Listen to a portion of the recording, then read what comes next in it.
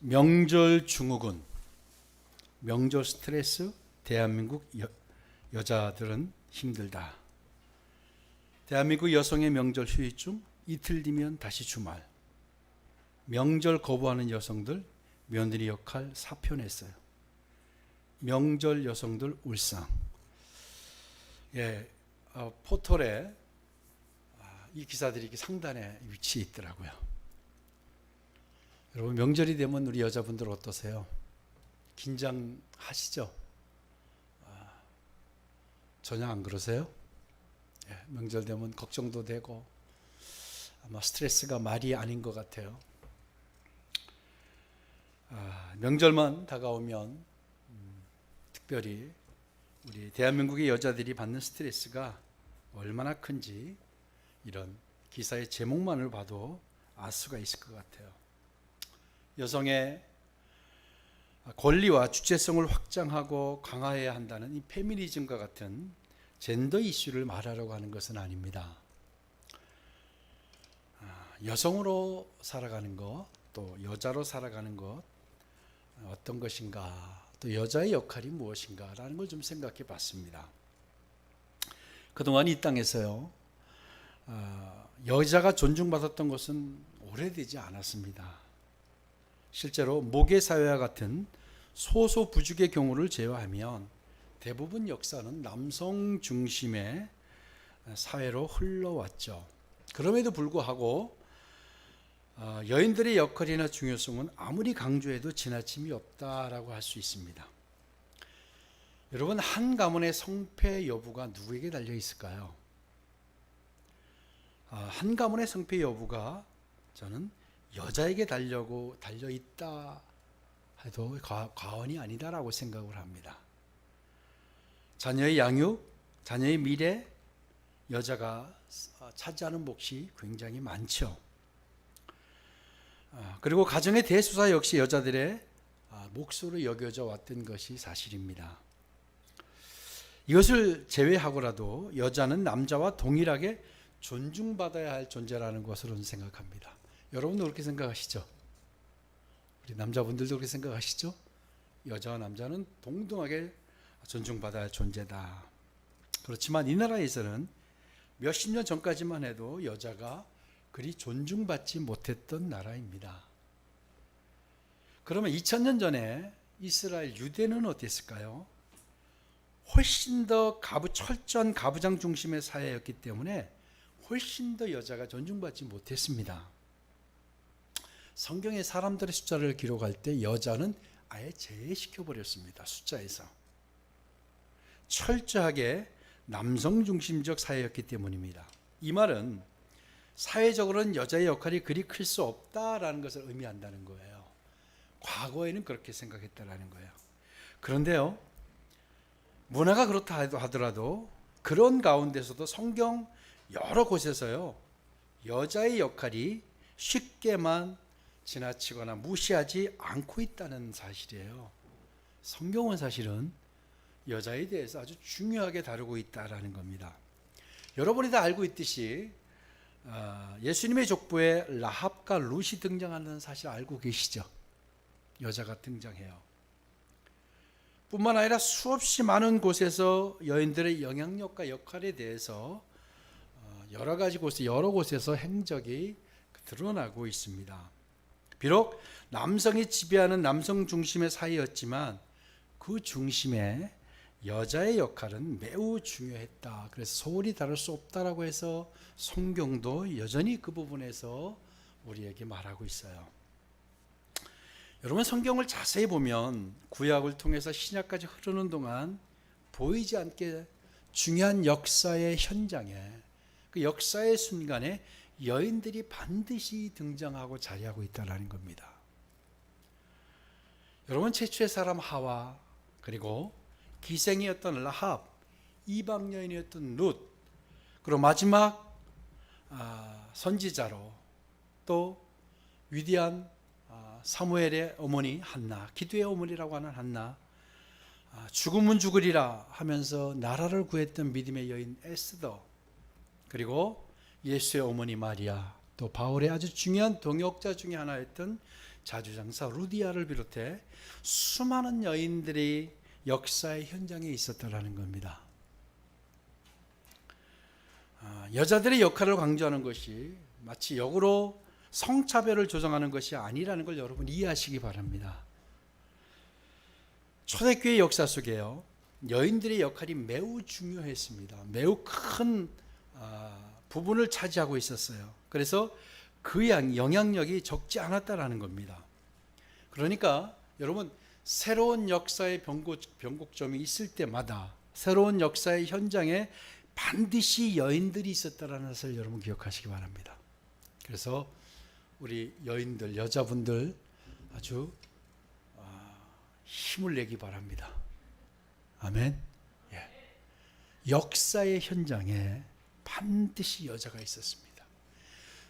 물론 좋지 않은 역사의 현장에도 여자가 있었고요, 아주 역사의 위대한 변곡점 가운데도 여자들이 있었다라는 겁니다.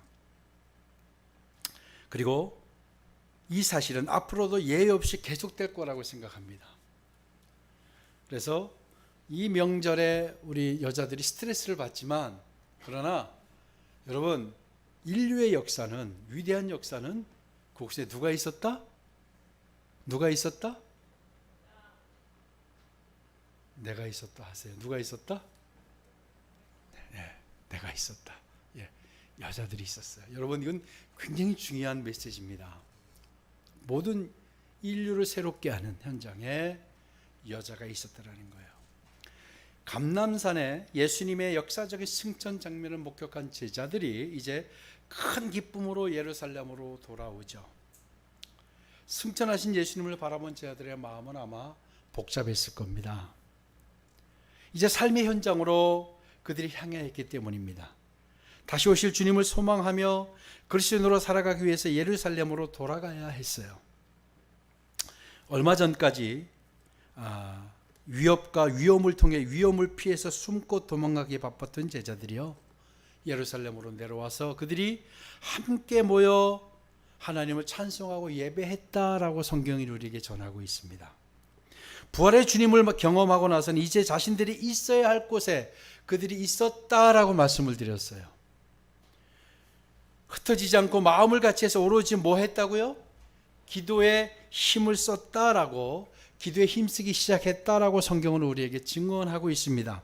이것은 기도가 아니고서는 이 세상에서 그리스도인으로 살 수 없다라는 걸 누구보다 잘 알게 되었다라는 의미였습니다. 기도가 아니고서는 그들이 아무것도 할 수 없다라는 사실 그들이 알았다라는 거예요. 그래서 그 결과 사도행전을 써내려갈 수 있게 되었다라는 사실을 우리가 지난주에 같이 함께 나누었습니다. 그렇게 감람산에서 돌아온 제자들은요, 그들의 예루살렘 거처였던 마가의 다락방에 모였습니다. 이 다락방이 마가의 다락방인 것을 알 수 있는 것은요, 사도행전 12장 12절에 보면 마가라 하는 요한의 어머니 마리아의 집이었다라고 소개하고 있기 때문이에요. 그래서 우리가 그 다락방을 여기 보면 마가의 다락방이라고 하고 있지는 않는데, 우리가 이 다락방을 마가의 다락방이다라고 우리가 이렇게 얘기를 합니다.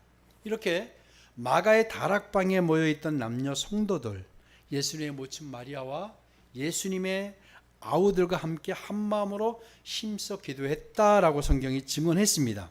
그래서 오늘 한번 주목해 보고자 하는 것이 뭐냐면, 그곳에 모여있던 함께 기도했던 사람들의 면면이 어땠는가, 누구였는가, 또 숫자는 얼마였는가 하는 것을 좀 함께 나눠보려고 합니다. 본문은요, 그 수를 대략 120명이라고 밝혀주고 있어요. 우리 한번 본문 1장 15절을 다시 한번 볼까요? 자, 모인 무리의 수가 얼마라고요? 모인 무리의 수가 약 120명이나 되더라 라고 돼 있죠. 우리말 성경은요, 120명이나로 이렇게 돼 있죠. 120명이나 되더라. 이 말은 수가 상당히 많았다라는 그 어떤 뉘앙스를 좀 주는 것 같아요. 그렇죠? 120명이 되었다라고 하지 않고 120명이나 되었다, 굉장히 많았다라는 느낌을 주잖아요. 그런데 헬라어 원문에는 얼마 뭐니나라고 하는 조사가 없어요. 그러니까 우리말 성경에는 번역이 그렇게 해서 그런 뉘앙스로 굉장히 줬는데 사실은 원래 원문을 번역하면 120명쯤 되었다라는 의미가 됩니다. 자, 성경이 왜 120명을 얘기를 했을까요? 물론 성경의 숫자는 하나도 의미 없이 기록된 것이 없습니다. 알고 계시죠? 그런데 120명을 이야기했어요. 그리고 오늘 성경에 보니까 그들이 모인 곳이 마가의 집이었다라고 하지 않고 뭐라고 그랬어요? 마가의 다락방이었다라고 했어요. 여러분 성경을 자세히 이렇게 주의 깊게 보면 성경은 단어 하나하나를 그냥 의미 없이 기록하지 않았습니다. 많은 의미들을 담고 있고 그 안에 메시지들이 있습니다. 그래서 보니까요, 다락방이라고 한 그렇게 특정 지어서 얘기를 했어요. 근데 이것은 이스라엘의 집의 구조를 보면요, 보통 약 한 2층 집으로 많이 구성이 되어 있어요. 그래서 우리가 생각하는 우리의 복층 구조에 있는 작은 공간, 그런 게 아니고 그러니까 2층 정도라고 보시면 돼요. 실제로 그들이 120명이 모였다고 하면 다락방이라고 할 수 없잖아요. 그렇죠. 우리가 흔히 생각하는 다락방의 구조가 아닌 거예요. 그러니까 이스라엘은 2층 구조로 주로 이루어져 있어서 2층을 그냥 다락방, 이렇게 사람들이 많은 사람이 들어갈 수 있는 공간이긴 합니다. 자, 그런데 다락방이라고 이렇게 이야기했어요. 그리고 120명이 모였다.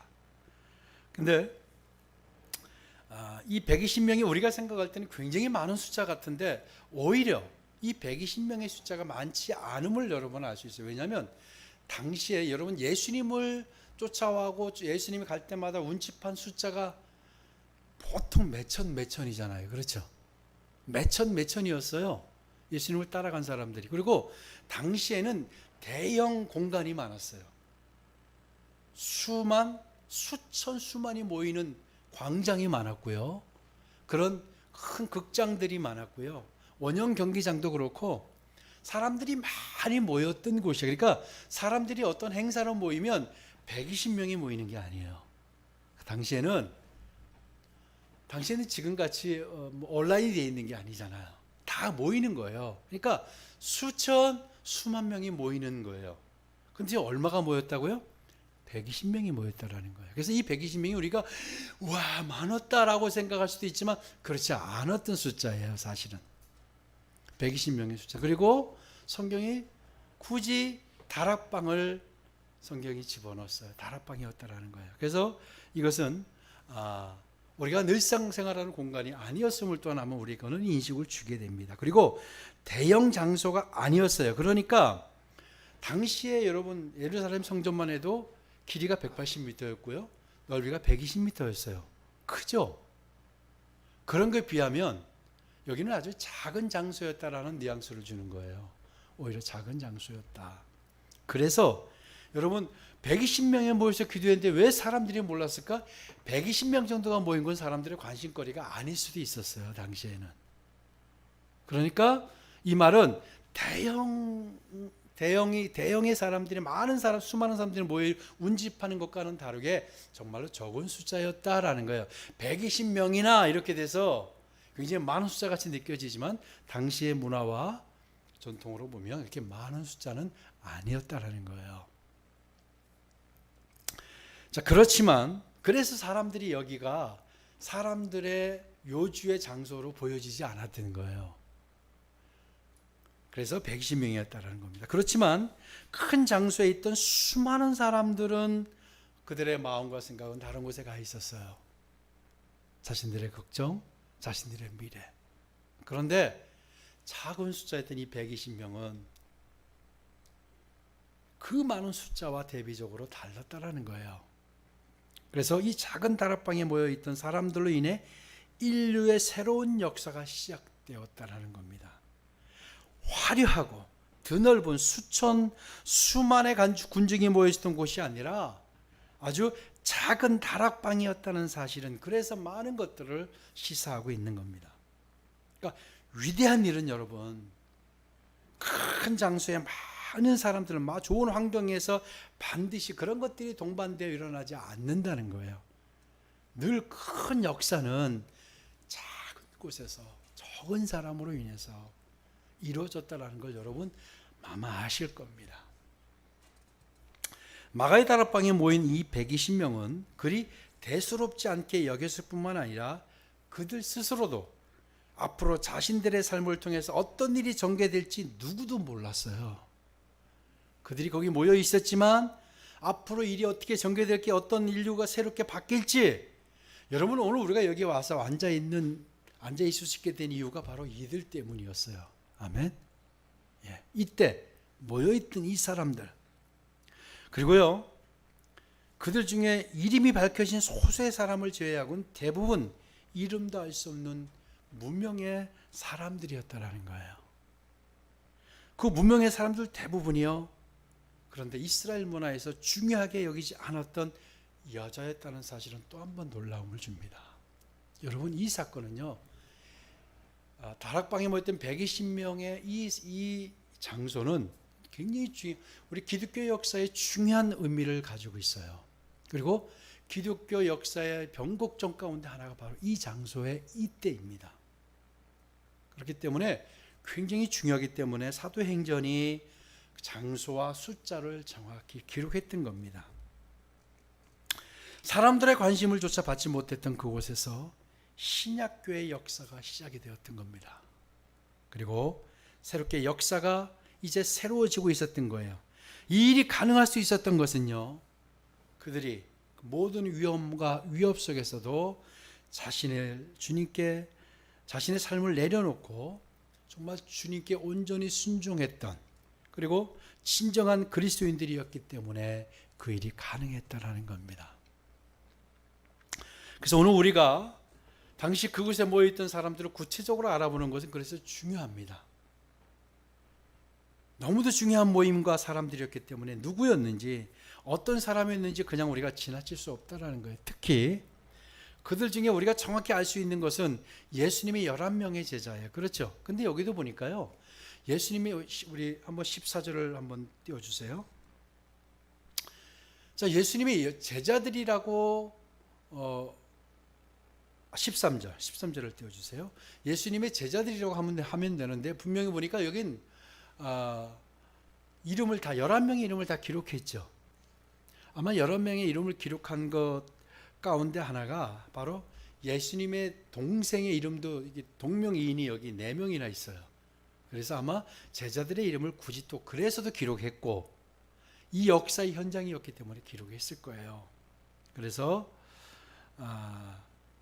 그들 대부분은 그 외에 나머지 11명의 남자 제자들, 그리고 예수의 동생 4명의 남자, 그리고 나머지는 대부분 다 누구였냐면 여자들이었어요. 거기서 모인 사람들이 대부분 그냥 여자들이었다는 걸 성경이 말하고 있어요. 13절 14절 보시면, 다시 한번 볼까요? 베드로 13절, 베드로, 요한, 야고보, 안드레와 빌립, 도마와 바돌로메, 마테와 및 알페오의 아들 야고보, 셀롯인 시몬, 야고보의 아들 유다가 다 거기 있어 여자들과 예수의 어머니 마리아와 예수의 아우들과 더불어 마음을 같이하여 오로지 기도에 힘쓰더라. 여자들과, 그리고 이 여자들이 누구였는가를 우리 알려주는 바로 내용이 우리 마가복음 15장에 가면 있어요. 마가복음 15장 40절, 41절 같이 한번 읽읍시다. 시작. 멀리서 바라보는 여자들도 있었는데 그 중에 막달라 마리아와 또 작은 야고보와 요새의 어머니 마리아와 또 살로메가 있었으니 이들은 예수께서 갈릴리에 계실 때에 따르며 섬기던 자들이요 또 이외에 예수와 함께 예루살렘에 올라온 여자들도 많이 있었더라. 아멘. 예수님께서 십자가에 돌아가시는 현장에 누가 있었냐면 여인들이 있었어요. 그리고 오늘 마가의 다락방에 또한 여인들이 있었어요. 그러니까 예수님을 쫓아서 예루살렘까지 따라온 많은 여인들은요, 대부분 갈릴리 여자들이 대부분이었어요. 이토록 예수님이 십자가에서 죽임을 당하시는 현장과 인류의 역사가 새로워지는 현장에 여자들이 대부분이었다라는 거. 그러니까 인류의 역사는 누가 주도했다? 네, 여자가 주도한 거예요. 네, 표면적으로는 남자가 주도한 것 같지만, 그렇죠? 그러면 앞으로의 역사를 누가 주도해야 된다? 누가 주도해야 된다? 우리가 주도해야 된다. 여자분들은 내가라고 말하고 남자분들은 내가라고 말하셔야 돼요. 앞으로의 역사를 누가 주도해야 된다? 내가 주도해야 된다. 왜 대답을 안 하세요?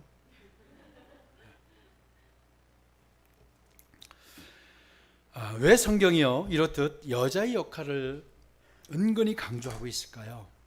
여자는 이 세상에 태어나는 모든 인간을 위한 태고 자궁이기 때문입니다. 왜 아멘 안 하세요? 예, 여자는 이 세상에 태어나는 모든 인간을 위한 태요 자궁이기 때문이에요. 자, 하나님께서 누구를 통해 일을 하시죠? 인간을 통해 일하세요. 사람을 통해. 그 사람이 누구로부터 나오죠? 여자로부터 나오는 거예요. 그 여자들 여러분, 비록 이 명절에 스트레스가 벌써 시작되었지만 정말 여자는 소중하고 중요한 분입니다. 우리 남자분들 정말 당신은 소중하고 귀한 분입니다. 빨리 말씀해보세요. 지금 자, 다 같이 말씀합시다. 시작. 당신은 귀하고 정말 존귀한 분입니다. 여기 싸우시는 것 같아요. 안수희 지사님. 예. 왜냐하면 여자가 사실 시작점이라고 저는 생각합니다. 예. 남자분들 기분 나쁘실지 모르겠지만 여자가 시작점. 이건 중요한 메시지예요. 가정의 역사도, 인류의 역사도, 가정의 역사도, 교회의 역사도 그 중심에 누가 있다? 여자가 있다. 여자가 있다. 여러분, 내가 있다라고 말씀하셔야 되죠. 그러니까 여자가 여러분 어떤 생각과 마음으로 살아가느냐는 자기 혼자만의 문제가 아니라는 거예요. 특별히 여자분들 생각하셔야 돼요. 여자가 어떤 생각과 마음으로 살아가느냐, 내 혼자만의 문제가 아니구나. 결과적으로 수많은 사람에게 영향을 미치게 되는구나. 성경도 그 사실을 어김없이 밝히고 있어요. 우리 잠언 14장 1절을 한번 보십시다. 같이 한번 크게, 특별히 우리 여자분들도 크게 읽으세요. 시작. 지혜로운 여인은 자기 집을 세우되 미련한 여인은 자기 손으로 그것을 허느니라. 아멘. 자, 지혜로운 여인은 집을 세운대요. 자, 그러면 집이 망가지느냐 세워지느냐 누구의 문제다? 누구의 문제예요? 여자의 문제예요. 보니까 지혜로운 여인은 자기 집을 세우지만 미련한 여인은 자기 손으로 집을 허문대요. 저는 교회도 마찬가지라고 생각합니다. 교회를 세우는 게 누가 세우는 거예요? 우리 여자분들이 세우는 거예요. 아멘. 그러면 교회를 허는 것도 누가 허는 거예요? 우리 여자분들이 헐 수 있어요. 정말로 특별히 여자분들, 제가 여자분들을 오늘 위로하고 싶습니다. 명절에 여자분들 위로하고 싶어요. 교회를 세우는 건 여자에게 있어요. 여러분, 세상의 모든 여자가 이 마가의 다락방에만 있는 것은 아니었어요. 잘 한번 생각해 보세요. 그 시간, 그때에 수백만의 여자가 있었어요. 하지만 수많은 여인들 가운데 예수님을 쫓은 마가의 다락방에 모인 여인들은 그들을 통해서 인류가 새로워질 수 있었다고 했어요. 그렇다면 이 갈릴리 여인들이 누구였으면 무엇을 상징할까요? 이들 대부분은요, 가난하고 배우지 못한 자들이었어요. 갈릴리는 화려한 동네가 아니에요. 빈민촌이었어요. 정말로 가난하고 배운 것 없는, 가지지 못한 사람들이 이들이었어요. 그런데 당시에 화려하고 잘나고 세상 무서울 것 없는 여인들 많이 있었어요. 많이 있었어요. 자신을 치장하고 호화스럽게 살던 여인들도 헤아릴 수 없이 많았어요. 하지만 비록 가난하고 힘들게 살았던 여인들, 자신을 치장하고 꾸밀 여유조차 없었던 여인들, 그런 여인들이 온전히 주님을 의지하고 주님을 따라왔고, 그리고 온전히 주님께 순종했을 때 그들이 역사를 시작할 수 있었다라는 거예요. 여러분, 이것은 무엇을 의미할까요? 많이 가진 것, 화려한 것, 많은 수, 이것이 역사를 바꾸지 않는 거예요. 이것이 교회의 역사를 바꾸지 않았어요. 정말 가난하고 가진 것 없고 배운 것 없는 이름조차 나오지 않은 무명의 여인들, 이 무명의 사람들로 인해서 인류가 바뀌었다는 사실입니다. 이들로 인해 초대교회 성령의 역사가 가능할 수 있었어요. 인류를 바꿔놓는 생명이 싹트기 시작한 게 바로 그 장소입니다. 그래서 우리는 정말 중요한 것을 알게 됩니다. 하나님 나라 일들과 인류를 새롭게 하는 것은요, 환경과 배움의 정도와 가진 정도가 아니라는 것이 더더욱 분명해졌습니다. 아멘. 예. 풍족한 재물도 아니었고요, 많이 배우고 뛰어난 지략도 아니었어요. 화려하고 높은 지위를 가진 사람의 영향력도 아니었습니다. 오직 자신의 부족함을 알고 주님만을 의지하는 믿음과 순종의 사람들이었다는 사실을 우리가 다시 한번 확인하게 되었습니다. 그래서 우리는 정말 중요한 것을 놓치면 안 됩니다. 부흥은 사람이 늘어나는 이런 부흥을 말해요. 부흥은 하나님이 함께 하시는 것이 부흥입니다. 아멘. 하나님의 임재가 있는 현장이 부흥입니다. 하나님이 임재하시면 부흥하는 겁니다. 예, 그 현장에 누가 있다고요? 정말로 이름도 없는 여인들이 있었다라는 거예요. 부흥은 저분이 하는 거고 저분이 하는 게 아니고 누가 하는 거다? 정말로 내가 우리 자신이 인식하지도 못하는 가운데 우리 삶이 새로운 역사의 전환점이 될 수도 있고요, 그 반대가 될 수도 있어요. 지금의 환경과 여건이 여러분 아니라는 거예요. 인류의 역사가 변하고 새로운 역사가 가능했던 것은 그들이 주님을 따랐던 믿음이었어요. 그리고 그들이 함께 모여서 세상의 그 시간에 다른 여자들과 다른 사람들은 온통 다른 것에 관심을 두고 있었어요. 그렇죠? 누리고 있었어요. 치장하기 바빴고요, 떠들기 바빴어요. 근데 그 시간에 그들이 함께 모여서 오로지 뭐에? 기도에 힘쓰더라. 이것이 그들 스스로도 몰랐지만 인류를 바꾸는 역사의 현장이 되었던 겁니다. 여러분, 우리가 그 자리에 있게 될 줄로 믿습니다. 우리 한 사람 한 사람, 우리 여자분 한 분 한 분,